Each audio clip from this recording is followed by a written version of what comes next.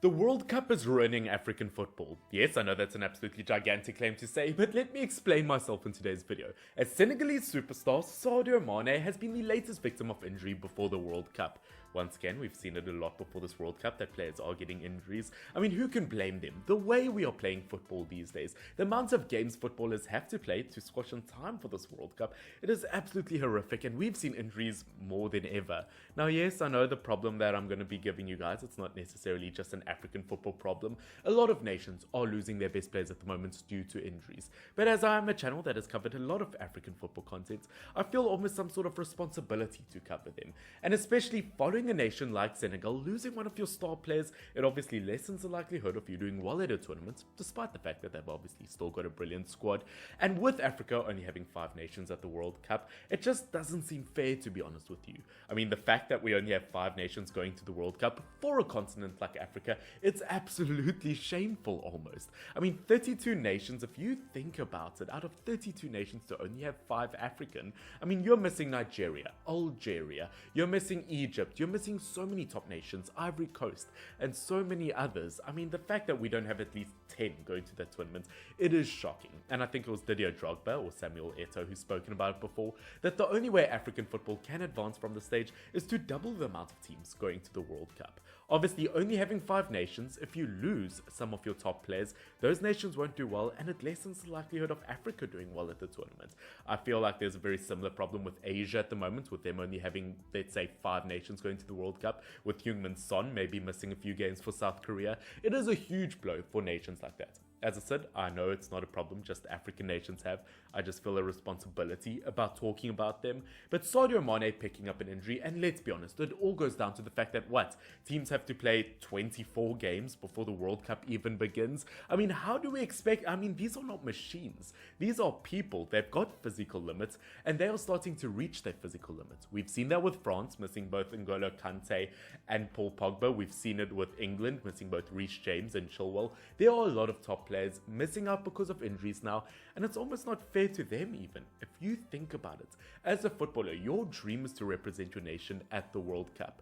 Now you look at nations, as I said, like a Senegal, who were amazing in the African Cup of Nations, losing one of their star players just down to the fact that you cannot keep up this kind of almost machine-like robotic fitness. It is unreasonable, and as I said, at the end of the day, it all goes down to the fact that the World Cup has been placed in the middle of the year.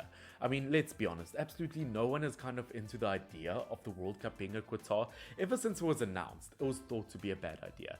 The fact that it is too hot there in the middle of the year, so you've moved it over the December period, mid-season, once again, it should have just told you from the beginning that it was a bad idea.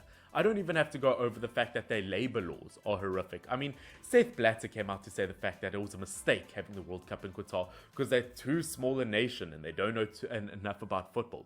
Yeah, okay, Seth, let's forget the fact that thousands of people have died while constructing the stadiums. That's only a minor issue to talk about. Once again, I know I'm kind of going on about a very random rampage at the moment, but it's because I'm upset as an African football fan, or as a football fan in general, as someone who loves to watch the World Cup, because you get to see the best nations in the world, you get to see the best players in the world, but now you're almost not getting to see the best players in the world because they're all picking up injuries.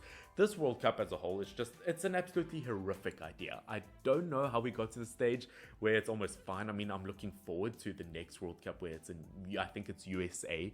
I think it is. Once again, it just doesn't make sense to have a World Cup that is smack bang middle of the season. It's not fair on the players. It's not fair on the fans. Once again, we watch the World Cup because it's the best competition in the world. It only makes sense that the best players are going. I mean, looking at African nations, looking at Senegal, they were kind of Africa's best bet at doing well at the World Cup. In terms of the group they were in, they definitely had a chance of making it out of their group. Losing one of your best players, definitely less so.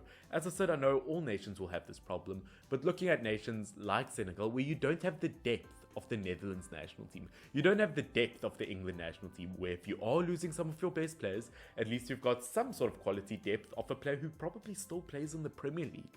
Once again, it just doesn't seem fair on African nations. Guys, I want you to let me know in the comment section down below, do you think the World Cup is fair to a nation like Africa? Do you think it is ruining African football? Because at the moment, I think so. I don't think we're accommodating enough to nations that are from Africa. from Asia. I mean, you even look at a kind of nation like South American nations. I mean, they don't have a lot of nations going, missing the likes of Colombia and so many other top nations. Once again, I kind of get South America though. They've got a lot less countries, so it's in terms of proportion.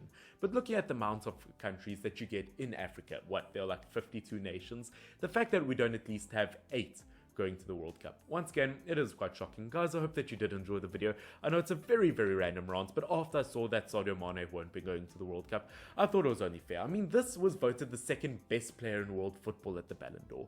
Not seeing him at the World Cup will be a shame. To all the African football fans and every football fan out there, don't forget to subscribe. If you did end up enjoying this video, we are on the road to 8,000 before the World Cup even begins. If we could hit it, it would be absolutely huge. Don't forget to like as well. My entire World Cup prediction video will be released in the next day or two, hopefully. Yeah, once again, as I said, it's a very weird scenario to be in. This whole World Cup was a mistake. But guys, until next time, Finn, FY, double M, cheers.